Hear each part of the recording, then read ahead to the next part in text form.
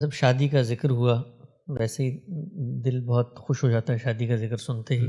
تو یہ بیان کیجئے کہ ہمارے ہاں آج کل شادی ایک بہت بڑی مہم بن گئی ہے۔ ہم دیکھتے ہیں گھروں میں نوجوانوں کی اپنے والدین سے نوک جھونک ہو رہی ہے، کانفلکٹ ہو رہے ہیں، ڈپریس ہو رہی ہیں، بچیاں بھی بچے بھی۔ پہلے میرا خیال ہے شاید اس طریقے کا معاملہ نہیں ہوتا تھا۔ یہ کیا وجہ ہوئی ہے کہ اب شادی بھی زندگی کے بڑے چیلنجز میں سے ایک چیلنج بن گیا ہے اور بڑی مشکلات ہوتی ہیں، بلکہ نوجوان تو بچ رہے ہوتے ہیں کہ کسی طریقے سے گھر سے ہی ہم دور ہو جائیں تاکہ یہ بحث ہی زیر غور نہ آئے۔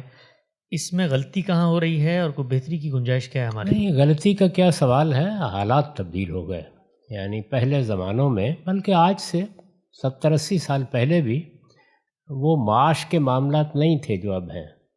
زندگی دیہاتی زندگی کے قریب تر تھی، شہروں میں بھی صورتحال یہی تھی۔ زندگی کی رفتار بھی ایسی نہیں تھی، اس کی ضروریات کی بھی یہ نوعیت نہیں تھی۔ مجھے خود یاد ہے کہ دیہاتی زندگی میں بس یہ ہے کہ بڑے بیٹھ کر کوئی طے کر دیتے تھے، کسی میں چون و چرا کی گنجائش ہی نہیں ہوتی، لوگ مان لیتے تھے اور پھر اس کے بعد نبھا کے بھی دکھا دیتے تھے۔ تو یہ معاملات اس طرح چلتے رہتے تھے۔ اب یہ صورت نہیں رہی۔ بچوں میں اپنی زندگی کے بارے میں زیادہ شعور ہے، لڑکیاں بھی پڑھ لکھ گئی ہیں۔ عام طور پر شادی کرنے سے پہلے ایک لمبا عرصہ تعلیم میں گزارا جاتا ہے۔ اتنا طویل عرصہ تعلیم میں پہلے نہیں گزرتا تھا، اور اگر کسی نے زیادہ تعلیم بھی پانی ہو تو ایک خاص وقت میں شادی والدین پکڑ کے کر ہی دیتے تھے، اس کے بعد پھر جو ہوتا تھا ہوتا رہتا تھا۔ اب ایسا نہیں ہے۔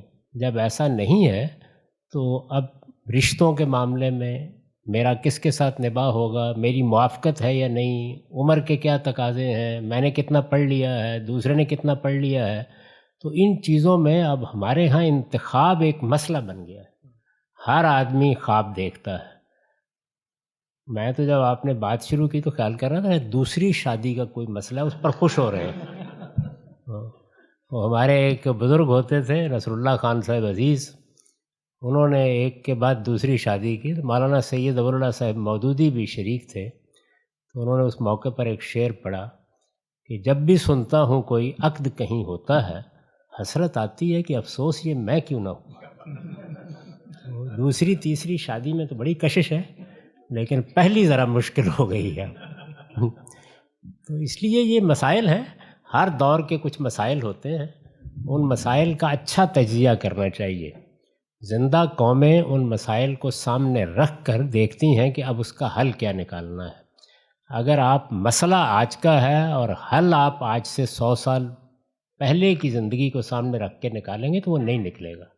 تو موجودہ معاشرت کیا ہے، معیشت کے کیا تقاضے پیدا ہو گئے ہیں، نئے شہروں نے کیا مسائل پیدا کر دیے ہیں، تعلیم نے کیا مسئلے پیدا کیے ہیں، ان سب کو سامنے رکھ کر اس مسئلے کے بھی حل نکالنے چاہیے۔ اور یہ جب اجتماعی طور پر یہ معاملات دیکھے جاتے ہیں تو اللہ تعالیٰ راستے بھی سجھا دیتا ہے۔